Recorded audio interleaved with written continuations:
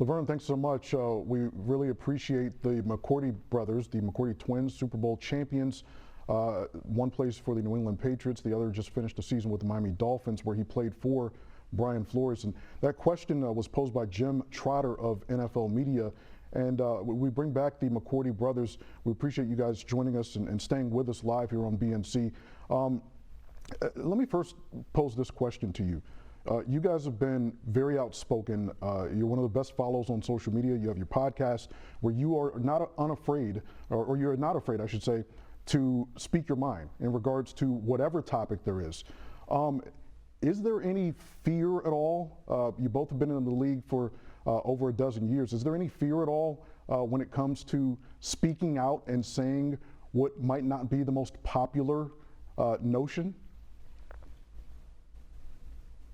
I would say at this point, I think for both of us in our careers, you start to, not only in your career, but also just as a man, as you get older, I think you start to realize what's important. I think if there's something that you think needs to be said that'll bring about justice or is just the right thing to do, I think it's more important than your job security in a sense. And I think for both of us, we're both men of faith. And I think when you talk about righteousness and you talk about justice for all, and we all say we believe those things, if you have the opportunity and the capability with your platform to try to affect some form of change and something that you see needs to be done, it'd be a shame not to step up and do that. And I think for both of us, we've discussed that over the years, and we feel as though we're two people who can help make a change. And I think it's our responsibility, and it's up to us when there's an opportunity to speak up, or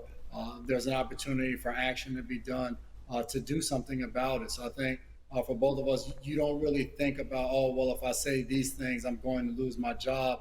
I think you separate them, like, hey, my job, I go, I play football, I train for it, I go out there, I execute, I do my job. But at the same time, I'm a human being living in this country. And if there's things to be fixed and there's things that can be changed and I can help impact that, I'm going to do so. Devin, to Jason's point, we've seen the slogans. They're inscribed on the field. They're on the backs of you guys' helmets. They're in the end zones. We've seen Inspire Change emblems. When you guys as players see that, I have to be honest, when I see it, I go, okay, well, what's that going to do? Like, what is that exactly going to change? What do you guys as players think when you have those emblems on, when you're wearing those slogans, when you see them? Yeah, I mean, I always see it as there's no difference of when I put my jersey on, there's a Nike check on it. I'm a Nike athlete, but when I first got in the league, it was a Reebok symbol on it, and I can't change that. That's something that's on it. And so I think the same thing when, you see end racism in the back of the end zone. I'm all for end racism. So I'm going to do things that support that and help it. But ultimately, I'm going to do what I think is best. And from being in the community and talking to different, grassroots organizations, people who are doing things in the community that create change, I want to amplify their voice. I want to listen to them and do those things. So that's always been my goal, first and foremost, to do those things. It doesn't necessarily have to be, I have to do it with the league. And I think that showed in 2017 when the Players Coalition formed. We do things that go along with the league and work with the league, and we also do things that have nothing to do with the league because we're a separate entity. And I think that's important for players to realize, that you don't have to just do something that's in accordance with the league. You can go and use your platform that the league provides you by being an NFL player to go in communities where you grew up in, communities where you play in, and then you get to navigate that yourself. And, for me, 12 years in Massachusetts, I've been, all up and down Boston and different areas and been with real people in the community. And I think that's why I've been able to make a difference, not just sticking to what the league does, but going on my own and finding ways to help out. A number of guys have done tremendous work with that Players Coalition that you mentioned, Sebastian Joseph Day, Kelvin Beachum among them.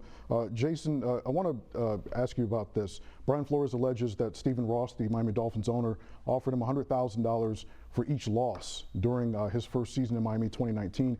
Hugh Jackson was your head coach when you signed a one-year deal with Cleveland in 2017. He says he could co-sign Flores' assertion that he was offered money to lose games, but he since backed off that statement, said he was not paid to lose.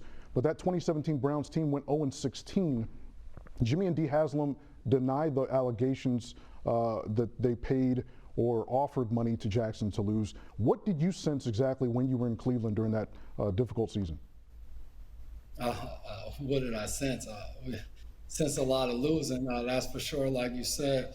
But obviously, when it comes to, you're talking about employees taking money, for us as players, we have no idea. We're never privy to any of those type of conversations. But I do know, as a player that was there in 2017 for the Cleveland Browns, from an overall organizational standpoint, the goal that season was not to win football games. The goal at that point was to continue to try to stockpile draft picks, build up the salary cap for the following years to be able to make the moves necessary to try to be a winning organization. So for me, I can't really speak for Hugh Jackson. I know my time there as a Brown, I wasn't really happy with anything that went on there, from the coaching and above. Just at that point, to be on a team where you're playing every day, and you're going out there, you're practicing your hardest, you're going out there, you're playing your butt off,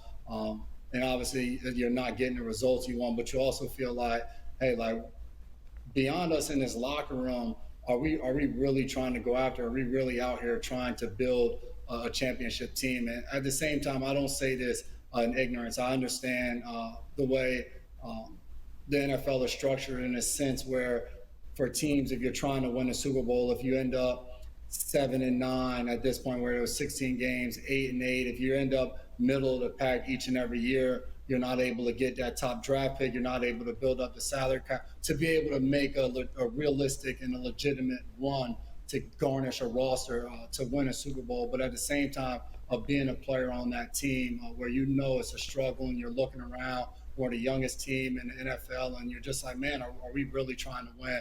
I was extremely frustrating season for myself. They're a tremendous follow on social media. On Twitter, you can follow them at McCourty Twins. Devin and Jason McCourty, Super Bowl champions. We appreciate your time. You've been so generous with it. Thanks so much for joining us.